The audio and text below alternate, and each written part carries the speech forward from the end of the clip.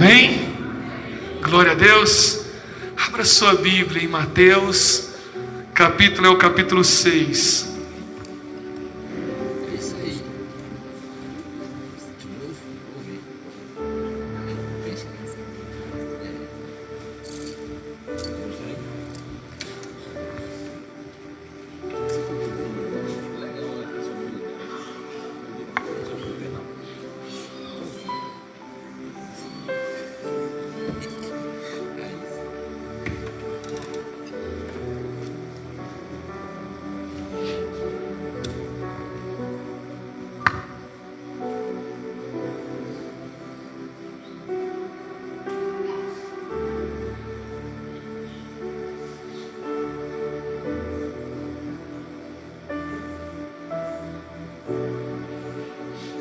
Mateus capítulo 6, a partir do versículo 5 até o versículo 13.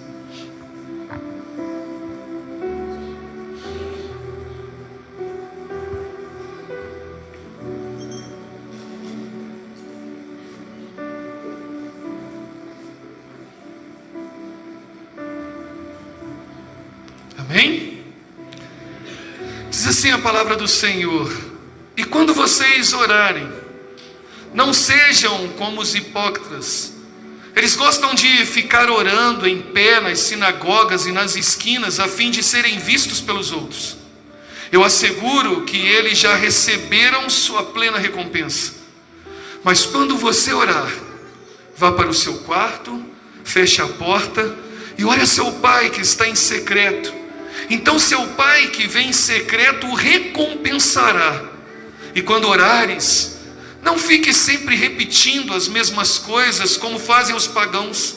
Eles pensam que por muito falarem serão ouvidos. Não sejam iguais a eles, porque o seu pai sabe do que vocês precisam, antes mesmo de o pedirem. Vocês orem assim: Pai nosso que estais no céu, santificado seja o teu nome. Venha o teu reino, seja feita a tua vontade, assim na terra como nos céus. Dai-nos hoje o nosso pão de cada dia. Perdoa as nossas dívidas, assim como perdoamos os nossos devedores. E não nos deixe cair em tentação, mas livra-nos do mal. Porque teu é o reino, o poder e a glória, para sempre. Amém.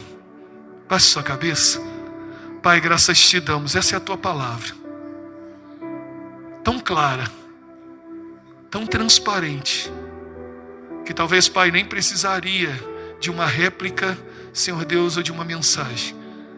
Mas, Senhor Deus, nós somos instrumentos, ó Pai, em suas mãos, para aplicar, para destrinchar, para esclarecer mais, ó Pai, aquilo, ó Pai, Senhor Deus, que o Senhor quer ministrar ao nosso coração. Por isso, nessa manhã, em nome de Jesus, fala a tua igreja, assim como o Senhor falou comigo, Pai. Assim, Senhor Deus, nas minhas iniciais vivências com o Senhor, entender, ó Pai, o que é a oração mudou de fato a minha vida. Que, ó Pai, em nome de Jesus, aqueles que nos assistem, aqueles que vão nos assistir, esses que estão aqui presencialmente conosco, ó Pai, possam aprender o que de fato é a oração, para, ó Pai, em nome de Jesus, nunca mais pararem de orar ao Senhor. Esse é o meu desejo, essa é a minha oração em nome de Jesus. Amém. Podeis sentar, meus queridos. Essa oração do Pai Nosso é uma oração universal, não só na nossa língua materna, mas em várias outras línguas. Todos conhecem essa oração, todos a fazem, todas as repetem. Mas muitas das vezes, meu querido, não entende o princípio que está estabelecido aqui nessa disciplina da oração. Esse texto de Mateus é muito conhecido. Há várias aplicabilidades nesse texto, nós já ouvimos várias. Mas eu gostaria de entender um pouquinho o que é de fato a oração. Porque quando nós não entendemos, nós achamos difícil, nós achamos cansativo. Nós achamos que é penoso ou dificultoso, e como nós temos aprendido nesse mês, que todo exercício traz um pouco de dificuldade. Mas, meu querido, talvez a oração seja o que menos precisa de um esforço. quando você entende o que de fato é oração. E eu gosto muito de frases de impacto, e nós temos vários escritores, homens de Deus, várias personagens bíblicos, várias pessoas, que são referências que falam sobre oração. Eu gosto muito porque Charles Spurgeon é alguém que foi o príncipe dos pregadores. Ele diz o seguinte, sempre que Deus deseja realizar algo, ele convoca o seu povo a orar. Sempre que ele deseja que algo aconteça, o povo precisa estar orando. Hudson Taylor, ele fala algo maravilhoso também. Ele fala o seguinte, olha, quando nós trabalhamos, mas quando nós oramos, é Deus que trabalha, e aí há sucesso no trabalho. Charles Miller, ele fala, olha, nunca pedi coisa alguma em oração em um dia, e no final das contas, no final dele, sempre acontecia alguma coisa, de uma forma ou de outra, sendo a minha vontade ou não. Nunca a oração fica sem resposta. Billy Graham, que todos nós conhecemos, ele diz que a oração é simplesmente uma comunicação de mão dupla. Eu falo, Deus ouve. Deus fala e eu ouço. Meu querido, aqui em Mateus, Jesus está logo saindo do Sermão da Montanha, e ele instrui as pessoas a não usar a oração como um mero formalismo, um mero ativismo, um mero conceito de vãs repetições. Jesus entregou um modelo, Jesus entregou uma maneira ou uma referência para a gente pegar os princípios e os valores ali e exercitar na nossa vida diária. As palavras de Jesus são ditas dentro de uma situação e um contexto dos israelitas, principalmente dentro de um contexto farisaico, que tinham homens ali, expoentes religiosos, que davam muito peso ao cumprimento da lei mosaica. Apesar de as orações não estarem expressas na lei de Moisés, a preocupação era cumprir integralmente essa lei em obediência a Deus. Esmolas, oração, jejum não fazem de parte diretamente, mas eles falavam que era um instrumento para alcançar o culto a Deus, a adoração a Deus e pagar o compromisso com a lei. Esse culto a Deus que eles dizem está mais como um saldo positivo especial. Eu vou fazer as minhas orações, eu vou fazer o meu jejum, eu vou então dar esmolas, e aí eu vou ter uma forma de pagar alguma infração da lei que eu cometi. O fariseu tinha determinadas horas de orações extensas. E meu querido, quando esse tempo chegava, ele não importava onde estava, ele parava e fazia suas orações. Muito a gente vê isso no islamismo. Quando dá certa hora do dia, estende-se o tapetinho, vira-se para Jerusalém, onde Jerusalém está, então faz ali suas orações, não importa a hora. É mais ou menos isso que Jesus está aqui dizendo. Ele não está dizendo que ele desaprova a oração. Ele não está dizendo que desaprova a contribuição, as esmolas ou o jejum, não, meu querido. Ele está dizendo que ele desaprova o espírito para se tomar essas atitudes ou para que essas coisas sejam feitas. Infelizmente, muitos têm perdido o ponto de vista de Jesus e têm repetidamente citado esse texto como uma reza. Quando Jesus ensinou que nós devemos orar assim, em Mateus 6,9, ou quando ele disse, quando orardes, dizei, lá em Lucas 11,2, ele não está querendo dizer que a gente tem que repetir isso cotidianamente. O que ele está dizendo é que ele deu um exemplo de como deve ser a oração. Mas para a gente saber o que é oração, a gente precisa saber o que não é oração. Correto? E Jesus já começa didaticamente dizendo isso. No versículo 5 ele diz o seguinte, olha, e quando vocês orares, não sejais como? Palavrinha difícil, né? Hipócritas, Eu tenho dificuldade de falar isso muito rápido, viu? Trava a língua aqui. Eles gostam de ficar orando de pé nas sinagogas e nas esquinas, a fim de serem vistos pelos outros. Eu lhes asseguro que eles já receberam sua plena recompensa. Primeiro ponto que eu quero tratar com você nessa manhã, meu querido: Jesus nos ensina a oração que não agrada a Deus. A oração que não agrada a Deus vem desse contexto de hipocrisia.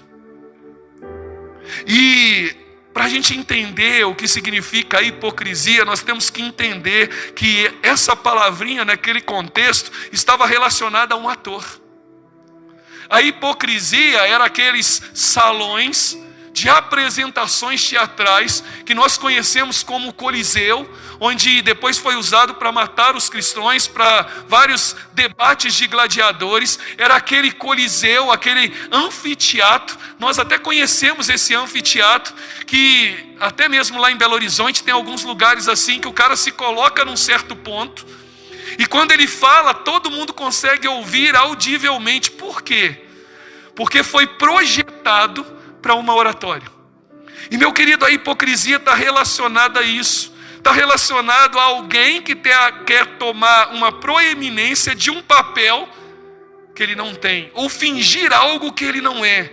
Ressaltando isso, é um ator que usa máscaras, alguém que pode deliberadamente usar a religião, escondendo seus pecados e promovendo benefício próprio. Só que você imagina alguém como autor vir aqui com uma boa oratória, pode chegar aqui, subir ao púlpito, falar, pregar, te comover e te induzir, mas com o coração totalmente hipócrita, totalmente falso, totalmente usando máscaras. Posso enganar vocês, mas não pode enganar a Deus. É isso que Jesus está falando, que uma oração sincera não é engano, não é promovida de falsidade. A hipocrisia é quando fingimos ser algo que não somos, ou quando tentamos fazer os outros acreditarem que praticamos aquilo que não praticamos. Lutero cita Spurgeon dizendo: olha, embora os discípulos ali devam ser vistos praticando boas obras, eles não devem fazer boas obras com o objetivo de serem vistos. Por isso, meu querido, os fariseus estabeleceram como alvo ali a si mesmos. O texto diz isso como eles são autores e atores e alvos ao mesmo tempo. Porque numa oração autêntica, o alvo é Deus. Com uma oração autêntica, eu procuro a Deus, o meu foco é Deus, eu quero conhecer Deus, eu quero ter intimidade com Deus. A partir disso, então, surge o segundo alvo, uma comunhão entre o orador e aquele que está sendo, buscado. Comunhão através da palavra, através de um relacionamento. E aí o terceiro objetivo é o conteúdo da oração. Súplica, agradecimento, adoração, arrependimento. Tudo isso faz parte de uma oração autêntica. E quando nós olhamos aqui o que Jesus está falando, olha, eles são aqueles que querem ficar em pé nas sinagogas. Você vai lembrar de uma passagem, quando aquele homem se levanta e fala: Senhor, eu não sou como esses. Eu dizimo, eu contribuo, eu vou na igreja todas as vezes, não sou como esses. Em contrapartida, a oração verdadeira, ajoelhado, abaixado, nem tem coragem de olhar e diz: Senhor, tenha misericórdia de mim, eu sou pecador, não sou digno nem de estar aqui. Os fariseus, não só em proeminência na sinagoga, não bastasse, eles iam para esquinas. Lembra lá do Muro de Lamentações? Orando o tempo todo para ser vistos. Jesus fala assim: ótimo, a recompensa deles já foi dada. Porque se eles queriam ser vistos, eles foram vistos. Eles já receberam a recompensa. Eles já receberam aquilo que eles foram buscar. Meu querido, nós precisamos entender, para que a gente possa ter a oração verdadeira, nós precisamos vencer algumas coisas. Porque um cristão é alguém que ora. Um verdadeiro cristão é alguém que ora. Não é quando orar, é se orar. O termo aqui, olha, é quando nós precisamos entender que a nossa oração é um oxigênio da nossa alma, é um oxigênio do nosso espírito. Meu querido, a oração é uma conexão com Deus. A oração é algo que precisa ser enraizado na nossa vida diária. O cristão é alguém que precisa orar. Segunda coisa, meu querido, a oração não é chamar para si. Por isso que o texto já começa dizendo: Pai nosso que estás. Você precisa orar reconhecendo quem é o seu Pai, de fato. Porque tem muitas pessoas orando, reconhecendo que o Pai é o dinheiro, que o Pai é o bem, que o Pai é a família, que o Pai é tudo isso. Já a hora começa pedindo. Como se eu fosse esfregar gêniozinho da lâmpada e pedindo. A oração começa reconhecendo que Deus é aquele que atende da maneira que Ele quer. E, meu querido, a outra coisa é que um cristão não é um ator de palco, mas um pecador quebrantado. Porque, meu querido, não são palavras bonitas. Eu lembro que quando eu comecei a ter uma vida de oração, eu ficava impressionado com alguns irmãos orando. Eu sei que você também já passou por isso, eu tenho certeza disso. Tem até vergonha às vezes de orar em público. Você já passou por isso? Eu também passei. Eu não tenho palavras bonitas, eu não sei falar bonito para chegar lá e orar. Não, está gravando, não é a minha oração. Não, meu querido. Eu lembro isso quando meu pai, como pastor, chamou uma criança para orar. E a gente, adolescente, criança orar. Que isso, é criança orar? Vai falar o quê? A oração dela faz assim: olha só, paizinho querido. Meu querido, você sabe o que é a profundidade disso? De intimidade. Ela falou assim: Senhor Deus maravilhoso. Paizinho querido. Eu oro pela minha família. Eu oro por essa igreja. E eu oro pelo pastor que vai falar o nosso coração. Amém. Oração sincera. Oração quebrantada. Não é o muito que falar que você será ouvido, meu querido. É rendição ao Senhor. Diz a palavra de Deus que às vezes a gente não vai nem pronunciar palavras, porque nós estaremos tão quebrantados na presença do Senhor, mas tem um Espírito Santo em nós que interpreta com gemidos inexprimíveis, e a oração é ouvida a Deus. É isso que nós precisamos entender, meu querido. Essa é a recomendação de Jesus. Deus quer que cada pessoa tenha com Ele um contato pessoal, exclusivo. Por isso que Ele declara aqui: olha, saia da agitação, saia do lugar comum, vai para um lugar sossegado. E não é no monte, não é na madrugada, não é sair no frio, não, meu querido, é no seu quarto, fecha a porta, ajoelha, se quebranta na presença do Senhor. O Pai que vem em secreto, recompensa em secreto.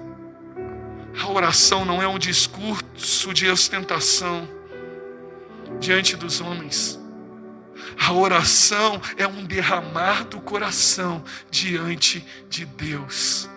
Vou repetir: a oração não é um discurso de ostentação diante dos homens. A oração é um quebrantamento e um derramar na presença de Deus. Grave isso no seu coração. John Wesley, ele fala algo poderoso sobre a oração. Ele diz: olha que contraste aqui. Não é entre o caráter secreto da visão do Pai e o caráter da vida em público. A maior maravilhosa recompensa que o Pai dá é a recompensa relativamente miserável da aprovação humana. Quando o homem se humilha diante de Deus, é quando ele abre os céus para que a bênção de Deus seja derramada.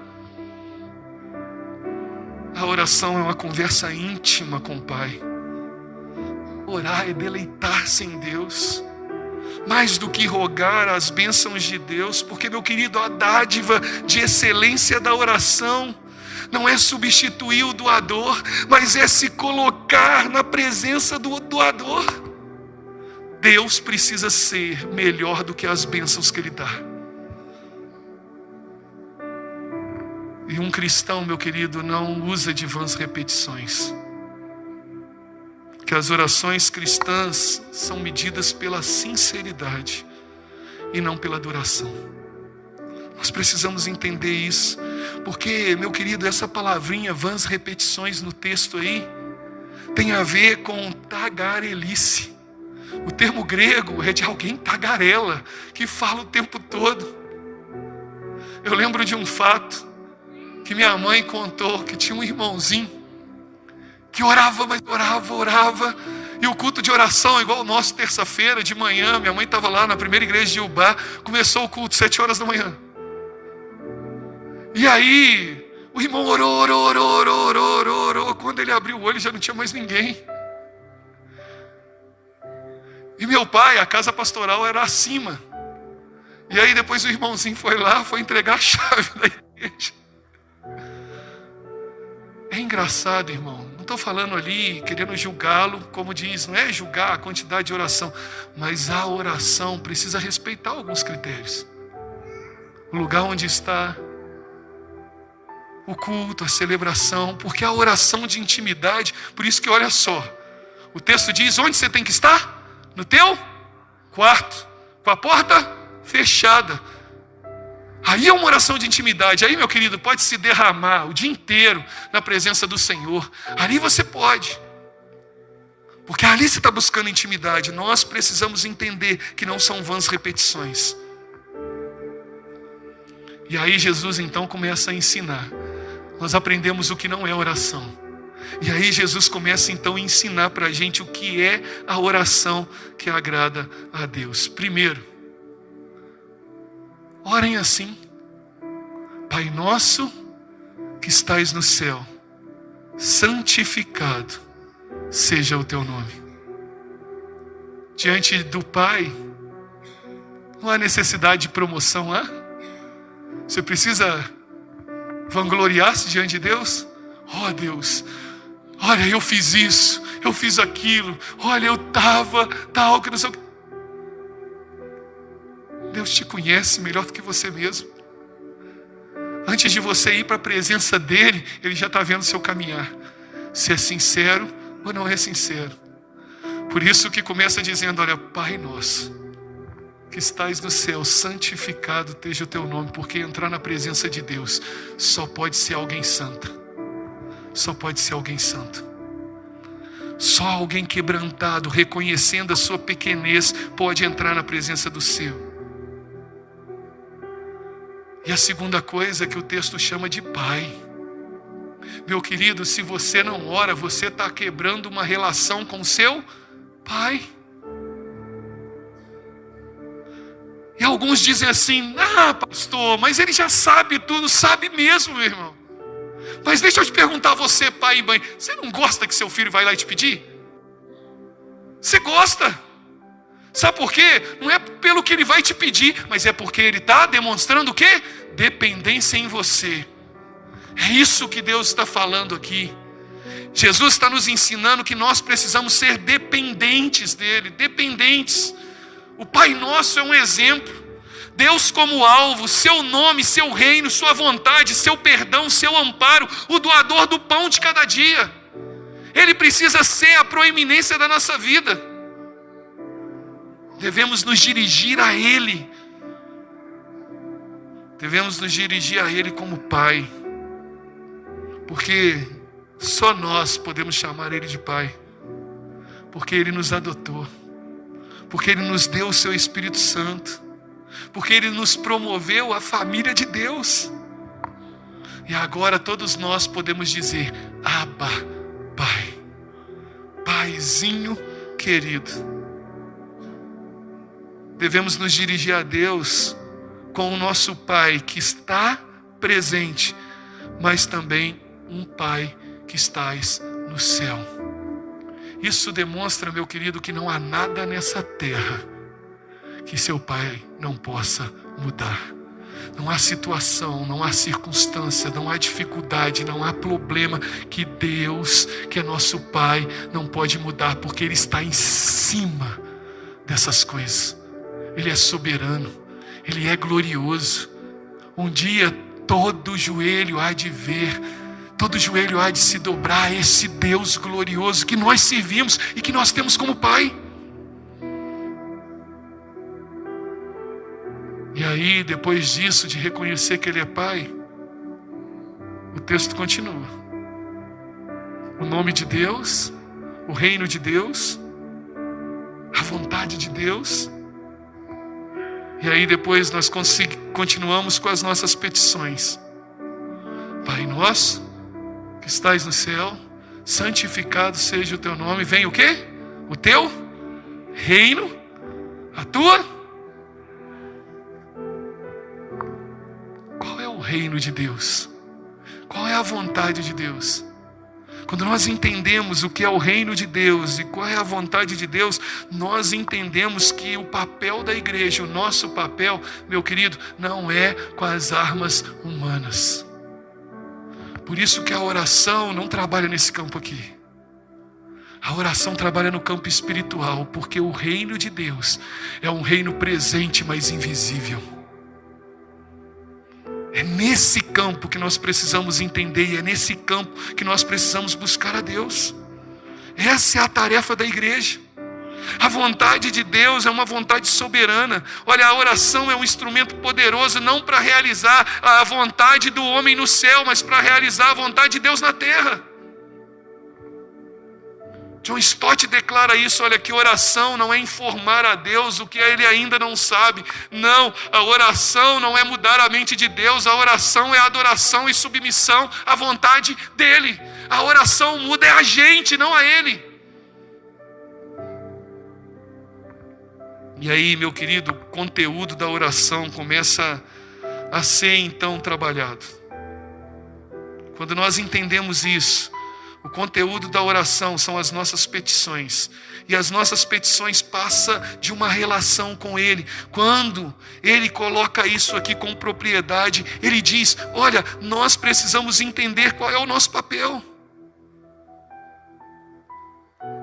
Depois da vontade de Deus sendo feita, nós então passamos para as nossas petições. Dai-nos hoje o nosso pão de cada dia.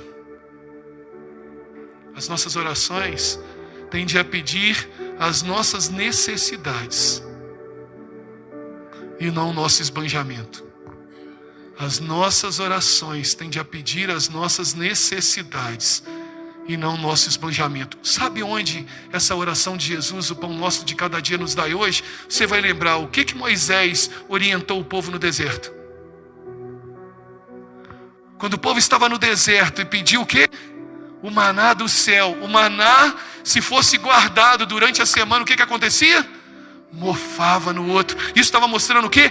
Dependência. Olha, Deus, supre as minhas necessidades diárias. Essa tem que ser a nossa oração. Esse tem que ser o nosso desejo. Olha, Deus, muito obrigado pelo que o Senhor tem feito. Ó Pai, supra as necessidades desse dia.